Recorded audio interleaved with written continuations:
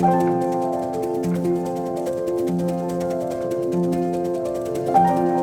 welcome back to Soma Psyche. We are continuing our series going through some core sensory experiences in our body and looking at how do we work with the different systems of embodiment. Last time we talked about interoception and this sense of what goes on internally with the heart and a cool exercise we can do with our clients. But today we're going to talk about kind of the opposite, which is proprioception. Yes. So I'm going to let you kind of explain proprioception, and then we'll get into the why does this matter to talk about. So for me, I experience proprioception as being probably the most complex of our senses. Not that they're ranked in terms of importance or complexity, but I think that noticing proprioceptive awareness, there's so much going on with it that it's kind of hard to like pin down as one particular thing. So proprioception simply is our sense of our bodies inhabiting the space, right? So we can experience this in terms of how we're moving, like the sensation of our own body moving through space. But also we experience it as our position related to other objects near us, our speed, our largeness, smallness, right? How much we're occupying. All of that is part of the proprioceptive sense. The other thing that is part of proprioception is what's called our vestibular sense. So that's the sense of how we're oriented to the horizon, right? So if you imagine that you're looking at a perfectly flat horizon and you tilt yourself slightly, we sense that by looking at the horizon and seeing how that changes in terms of our visual cues. But even with our eyes closed, we have a vestibular sense. And most of us are familiar with that being connected to our ear. For instance, when we have an ear infection or an earache, our vestibular sense is often we get that weird kind of dizzy, floaty sensation. And we are impacted proprioceptively. So in other words, when our vestibular sense is off and we can't sense ourselves in terms of how balanced we are in the space, we start to experience proprioceptive issues that can make us feel clumsy. It can make us feel like we're not walking quite right. Another experience of this would be intoxication. That messes with our vestibular sense and our proprioceptive steadiness and the way that we sense ourselves in space. So that, in a nutshell, is what proprioception is. We have very specific nerve receptors that are in our skeletal system, our muscular system, our fascial system, even in our ears, etc., that are sensitive to our bodily position, right? So these are the neuroreceptors that give us information about okay, I'm laying down now, right? Or, when we're in a plane and, our eyes are closed and we're in a plane, our body can sense as the plane loses altitude, right? Like, how are we doing that? That's amazing, right? Yeah. But what's happening is that all of those proprioceptors are actually noticing that our body is moving through space in a different way. And there's now this downward motion to it. And it signals to us that, oh, the plane is descending, right? Or elevating, etc. All of that is part of proprioception. Yeah. I feel like there's so much about proprioception that we just sort of take for granted, especially I'm thinking clinically, where, if to me it's so fascinating that our awareness of our space, how much space we take up in the world, is also relevant to how balanced we feel. So those are one and the same. So then, clients who are kind of in this clumsiness, bumping things all the time, hitting things, tripping over things, for us as clinician, catching a glimpse of what does that mean about their relationship to their physical embodiment of where they see themselves in space. That's right. It might be that they see themselves as actually relatively small, or they need to be small. And so then their peripheral nervous system is bumping things because their proprioception isn't like, this is all me. Instead it might say like, this is me, or this is me. Or it's not safe to be in close connection with my environment. Yeah, that's a good way to put it. Sometimes I think the way that we talk about psychological concepts such as dissociation in connection with, traumatology and things like that, misses the embodied reality of those experiences. So at Beyond, we talk a lot about body schemas. Well, we talk about schemas of all kinds because they're... Or templates, if schemas is too sensitive schemas feels a word. weird. Maps, all of it means the same thing. But one of the things that's really fascinating when you look at what is happening neurologically with those body maps, those emotional maps, those relational maps that we all carry, is that each of those maps are sensitive to our environment and are activated by environmental cues. And when a particular map is activated, the nervous system sends signals and receives signals from particular muscle groups and from particular activation patterns, electrical patterns in our whole body based on the schema that it's developed based on past experience. So here's what that means. If my body schema necessarily developed in a traumatic or unsafe environment, because that's the world that I grew up in, and one of the survival mechanisms was to withdraw sensory attention from my environment because the stimuli that I was receiving was too overwhelming and there was no escape, right? So at some point, my body determines, you know what, let's just like turn down the volume on all of this, right? Paying attention to all of that stimuli and noticing how my body is interacting with the environment is just too overwhelming. So the body schema develops a natural numbness to environmental cues in order to survive. That is the physiological aspect of dissociation. And it's not just in the mind, right? That is always a misnomer. Like anytime that we're thinking, well, that's just a psychological issue, there's no such thing. The body is incredibly involved in that because what's happening is that the nervous system is, I never get this word quite right. It's like de-efferenting. I forget. Yeah. Right? It's like it withdraws electrical impulse to certain nerve endings and things like that. And it literally creates a numbing sensation in these certain senses. And so we can become proprioceptively numb to our sense of our space in our world if we have been unsafe in the world for too long. And that's how we've determined to survive. That is why our clients get clumsy. Yeah. There's this, and to give the listeners just a little bit more around the word deafferentation and deefferentation, E and A there. The deafferentation is the body isn't sending the brain cues of what it's getting from an awareness of the outside world.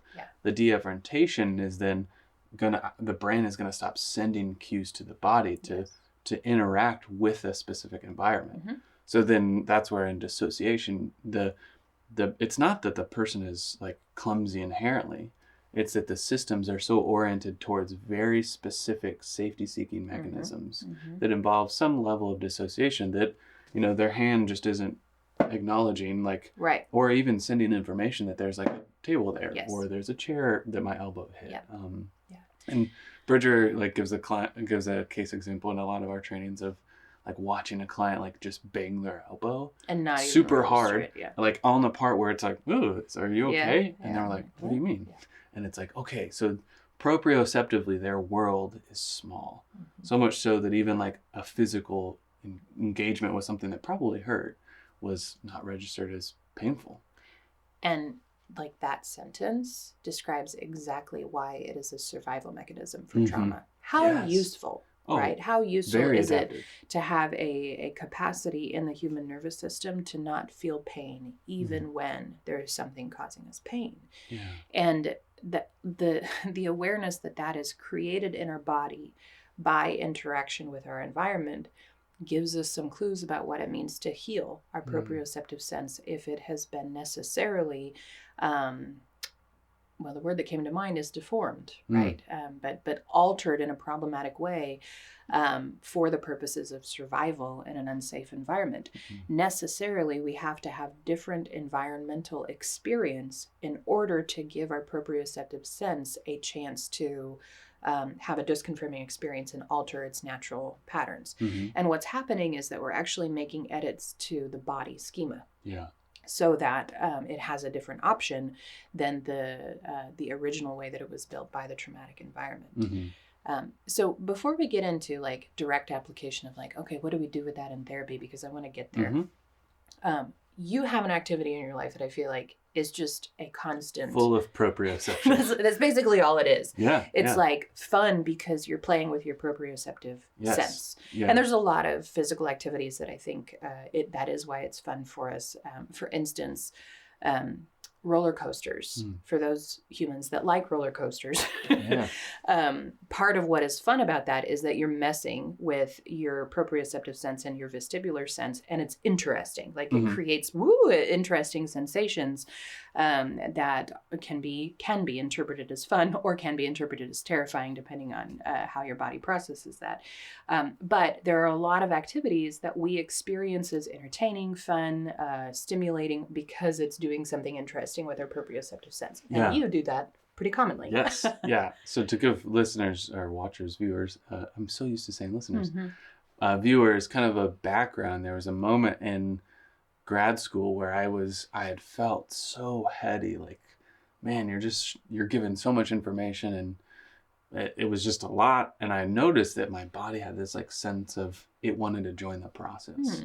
And so my own healing journey was like, well, I've always wanted to skateboard. I feel like that looks very cool, kind of scary at some points. And I wanted to engage that felt sense of fear a little bit because therapy's scary, and I wanted to kind of train with that. So I started skateboarding, and skateboarding is the most interesting play with this vestibular and proprioceptive sense of, like, I will go up to it. There's something about like going up to something I've skated a million times that's just like, oh yeah, but I could do something that is the same height, the same width, but it is in a different environment. And there's proprioceptively something that shifts. I become like smaller, less able to just like generalize those templates.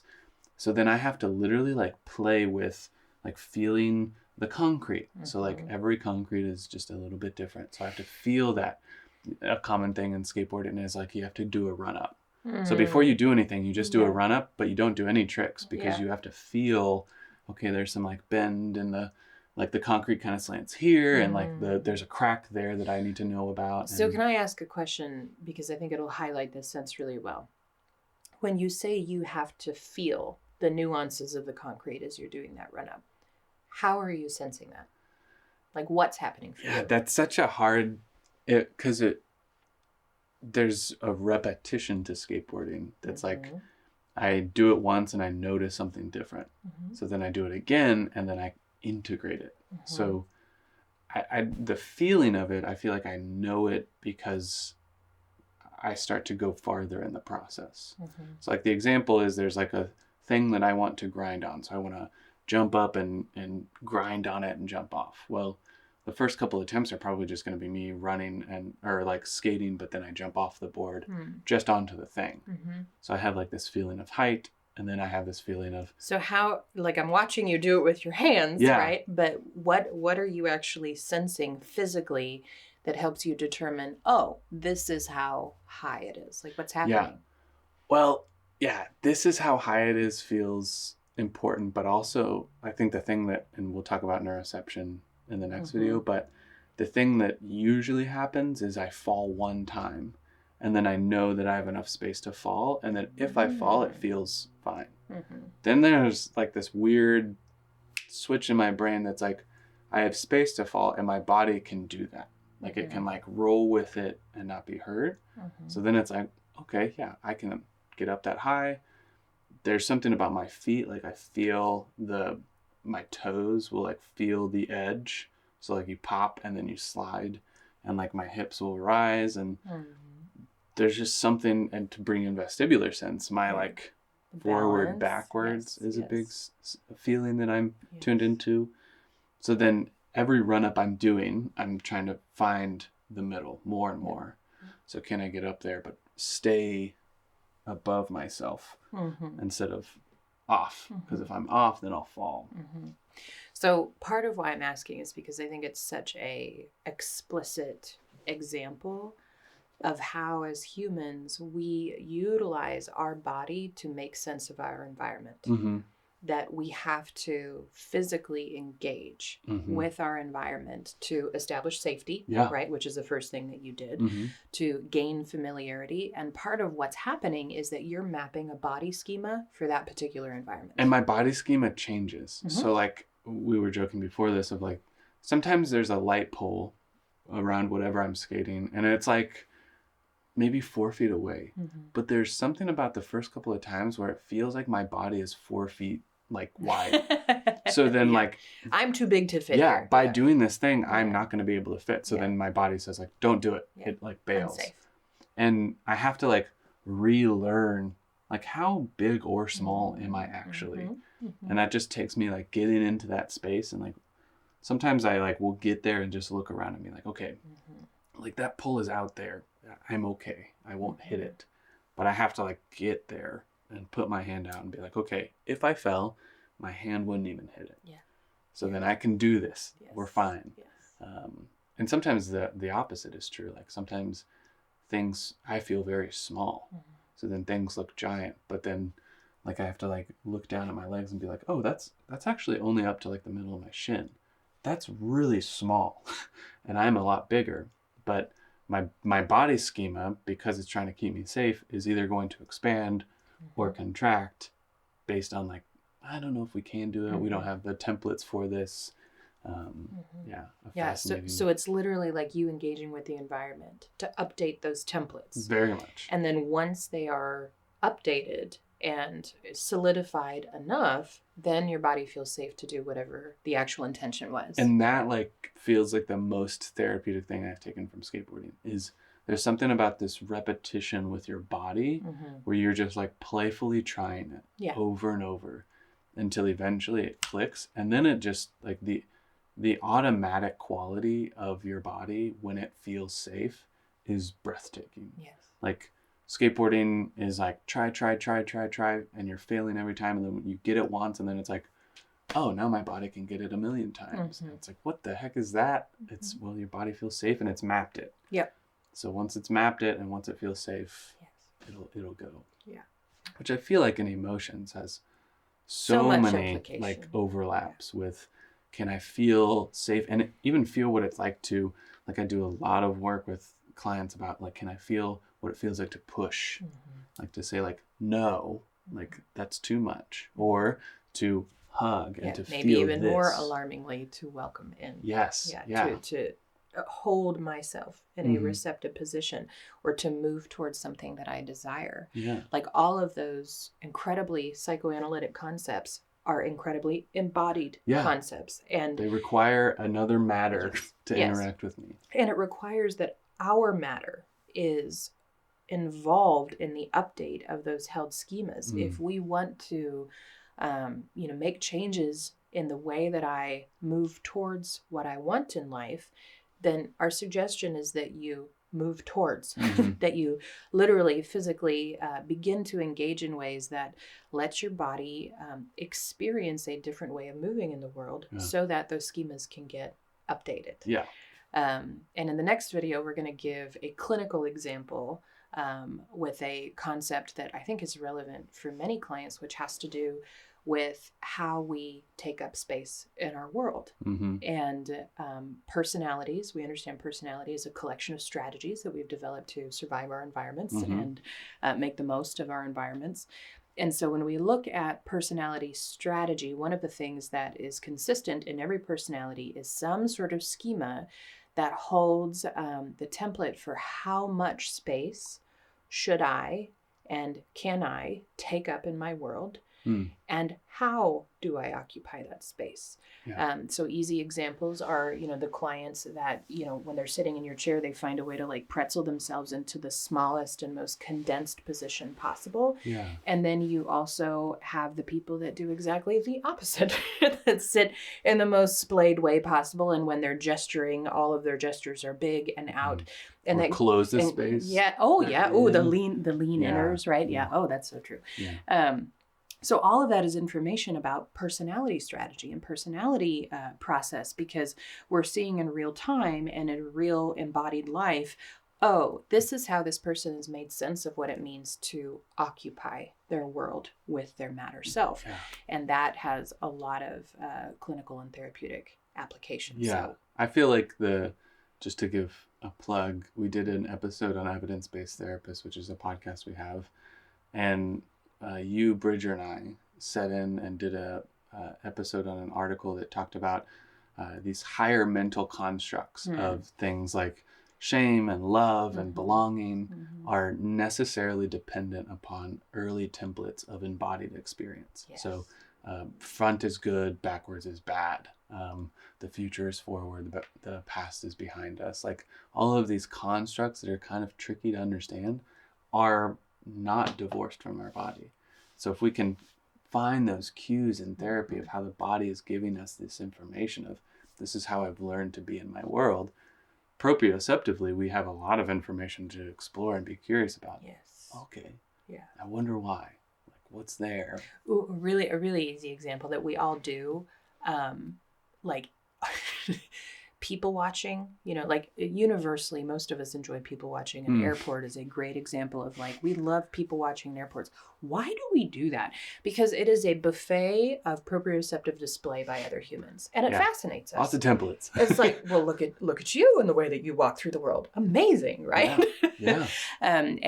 So there's something so fascinating to us about it. And it's so ingrained and deeply embedded in us that it's hardly conscious why we're so fascinated. But it's because we can get so much information by simply watching how somebody moves through the world, how they position themselves. Yes. Yeah.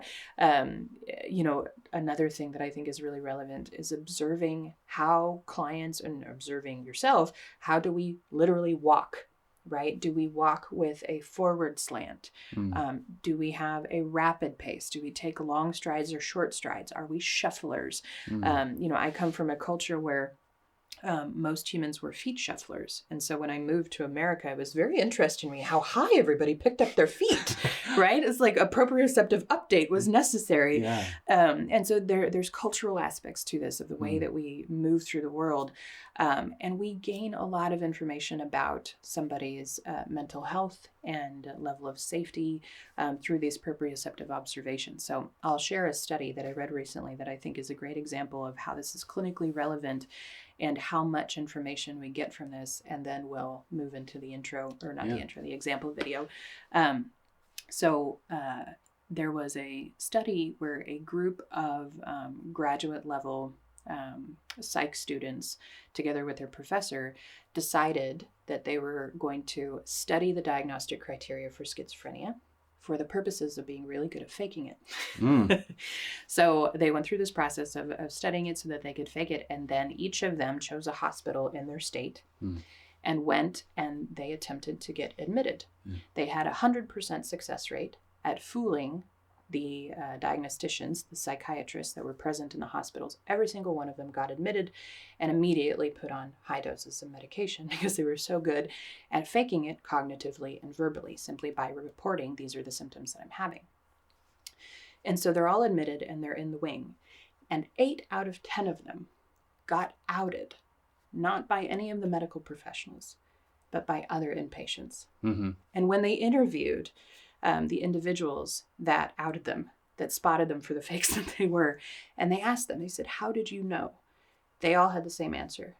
They don't move like a crazy person. And that's the vernacular that was used. And so I use it in quotes and not in purpose. But I feel like there's so much indication of how much embedded wisdom there is in our ability to read the proprioceptive qualities of the bodies around us, in our own body and our clients' bodies, that people with no training whatsoever, simply the observation could tell you don't move like somebody that is struggling with psychosis. Yeah. What does that even mean? Yeah. And yet I know exactly what that means. Totally. And how often do we not ask that in therapy? Like, I'm just thinking of how often I don't ask, how do my clients move? Yeah. And what does my body sense about what that means? Not that we go entirely based on our gut intuition, but why do we not factor that in, right? And that study is a perfect highlight of which is more accurate, checking, boxes on a list of labels or an intuitive sense of observing somebody's proprioceptive reality. So that's how it's clinically relevant. Very relevant, yeah. Something that I feel like is it's a big leap when you're reading these like research articles talking about this somatic principle or systems. It's hard to be like, and why does this matter to us as clinicians? But Absolutely it does. totally Yes. does. Yeah. Well, cool. We will go on to the next video, which is a demonstration of how you can kind of play with this in therapy and be aware of it, start to engage it yourself. So join us for the next video, and thank you for watching.